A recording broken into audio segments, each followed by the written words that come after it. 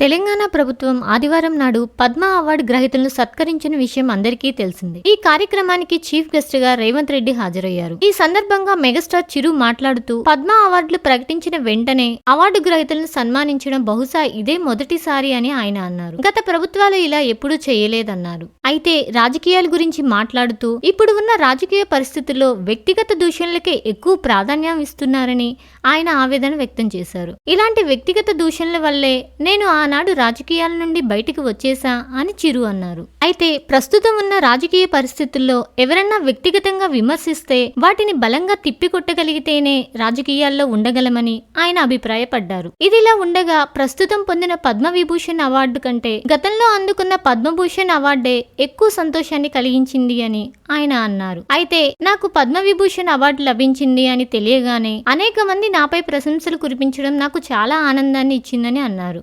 అలాగే నంది అవార్డు పేరు మార్చి దివంగత ప్రజా గాయకుడైన గద్దర్ పేరు మీద అవార్డులు ఇవ్వాలని నిర్ణయం తీసుకోవడం ఆహ్వానించదగ్గ విషయమని మెగాస్టార్ అన్నారు.